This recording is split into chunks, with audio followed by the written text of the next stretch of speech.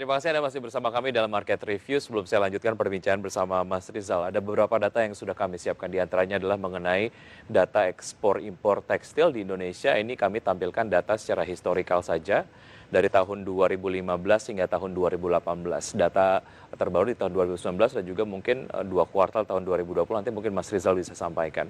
Untuk tahun 2016 saja, ya, dapat Anda saksikan di layar televisi secara performa begitu di importasi produk tekstil di 2015 Indonesia ataupun impor tekstil di Indonesia lebih rendah jika dibandingkan dengan ekspornya. Tahun 2018 terbalik, impor tekstil lebih tinggi dibandingkan dengan ekspor. Di tahun 2017 surplus, artinya Indonesia lebih banyak melakukan ekspor, tapi yang terjadi tahun 2018 impor dari tekstil ini sangat melampaui ekspor dari produk tekstil di Indonesia. Sebagai data, di 2018 Indonesia melakukan impor sebanyak 13,9%, tapi secara ekspor hanya di 0,9%. Dan berikutnya adalah ini mengenai neraca dagang tekstil di tahun 2015 hingga tahun 2018. Di tahun 2015 hingga 2017 Indonesia mengalami surplus. Artinya lebih banyak ekspornya dibandingkan dengan impornya. Tapi di tahun 2018 Indonesia mengalami neraca negatif. Di 2018 artinya Indonesia lebih banyak melakukan impor untuk produk tekstil sebanyak 25,6%. Dan berikutnya adalah mengenai 5 negara tujuan ekspor terbesar tekstil dari Indonesia. Di antaranya yang terbesar adalah ada Amerika Serikat, selainnya ada Jepang, Jerman, Korea Selatan, kemudian juga ada Tiongkok. Saya kembali berbincang bersama Mas Rizal. Mas Rizal, mengenai data-data tadi yang 2019 lah, itu datanya seperti apa dari neraca dagang tekstil di Indonesia? Iya, untuk 2019 tren impor meningkatnya itu di sektor pakaian jadi.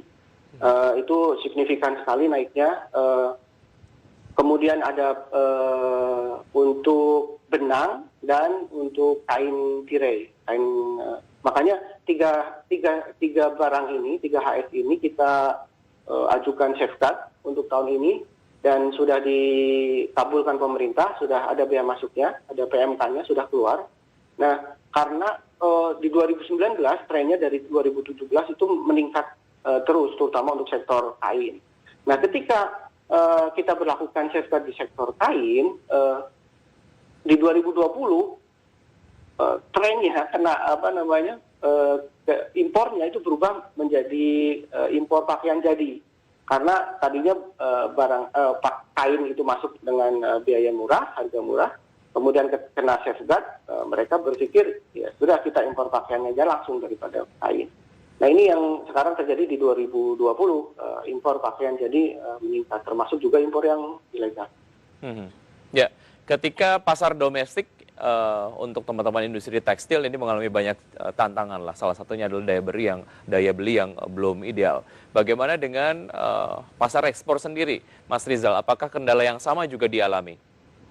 Oke, peta untuk pasar ekspor, negara tujuan ekspor utama kita Amerika, Uni Eropa, Australia, Jepang, dan beberapa negara Timur Tengah. Tetapi sekarang yang kita bicarakan semisal Amerika dan Eropa, catatannya adalah kita untuk ekspor ke pasar Amerika barangkali tidak terlalu banyak isu. Paling kondisi kemarin adalah gara-gara juga mereka melakukan lockdown. Memang semua ekspor kita bulan Mei, Juni itu kebanyakan di cancel, delay atau cancel. Ini karena negara tujuan ekspor kita mengalami lockdown. Sekarang sudah mulai pulih, kondisi yang lebih baik itu terjadi ke pasar Amerika Serikat. Geopolitik yang terjadi antara Amerika dengan China itu memberikan sedikit peluang bagi kita untuk lebih bagus kinerjanya pasar di sana. Catatan untuk Uni Eropa, itu permasalahan kita adalah kita belum punya perjanjian perdagangan. EU-CEPA itu kita dorong untuk segera. Kalau ini terjadi, kita optimis performa pasar ekspor kita ke Eropa akan lebih bagus. Makanya kita dorong juga perjanjian-perjanjian perdagangan antara Indonesia khususnya dengan negara-negara buyer tujuan utama ekspor. Baik, secara karakteristik produk, apakah semudah itu kemudian kita mengalihkan volume eh, dari barang-barang tekstil lah, ketika misalnya tidak terserap maksimal di domestik, tapi kemudian langsung dialihkan ke pasar ekspor? Entitas industrinya berbeda, Mas. Jadi teman-teman yang fokus garment di ekspor itu mereka memang sudah terbiasa dengan ekspor dan tidak mengisi pasar-pasar dalam negeri. Dan ada dua entitas berbeda untuk industri garment ekspor, orientasi ekspor, ada kawasan Berikat dan Kite. Ada juga yang memang industri garment kita yang main di lokal. Ini dua entitas yang berbeda dan treatmentnya juga berbeda. Ini yang kita dorong. Yang menjadi persoalan adalah tadi teman-teman pakaian jadi garment yang produksi orientasinya lokal. Ini yang sedang kita usahakan untuk agar mereka bisa tidak terlalu tertekan oleh pasar barang-barang impor. Yang untuk kinerja ekspor itu kita khusus untuk teman-teman industri pakaian jadi yang ekspor itu stimulus sudah banyak diberikan pemerintah, kemudian juga yang menjadi perlu dikuatkan adalah barangkali perjanjian perdagangan dengan negara-negara tujuan utama. Baik. Itu konteksnya. Fairness-nya seperti apa sih, Mas Rizal, ketika kita tadi berbicara mengenai keberadaan dari pakaian impor ke Indonesia yang dikenakan 0 bea masuknya? Bagaimana dengan produk tekstil kita, ataupun mungkin pakaian jadi kita lah yang kemudian diekspor ke luar? Apakah ada treatment yang sama atau seperti apa? Ya, untuk beberapa negara tujuan itu kita ada tarif, ada juga keringanan tarif. Itu tergantung negara-negara tujuan. Seperti di Amerika kita ada tarifnya, tetapi masih kompetitif dibanding dengan yang negara pesaing kita seperti misal China. Yang untuk Uni Eropa kita dan Amerika itu kita memang agak kalah bersaing dengan Vietnam karena mereka punya privilege tarif yang lebih baik daripada kita.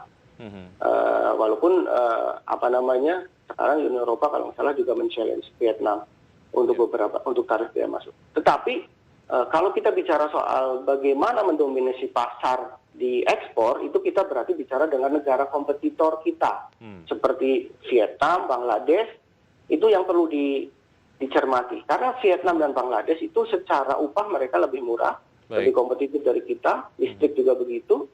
Free trade agreement mereka lebih progresif daripada kita. Nah, ini yang perlu kita waspadai untuk kerangka pengembangan pasar ekspor pakaian tadi. Ya, yang paling kita tunggu adalah sebetulnya efektivitas dari stimulus yang diberikan oleh pemerintah untuk mendorong daya beli dari masyarakat agar pasar domestik ini dapat berkontribusi maksimal kepada performance dari teman-teman industri tekstil di Indonesia. Mas Rizal, terima kasih sudah bergabung bersama kami dalam Market Review. Sukses selalu untuk Anda, sehat selalu Mas Rizal. Terima kasih, sehat selalu. Sampai jumpa. Dan pemirsa tetap di Market Review saja, kami akan kembali dengan topik bahasan lain. Tetap di IDX Channel.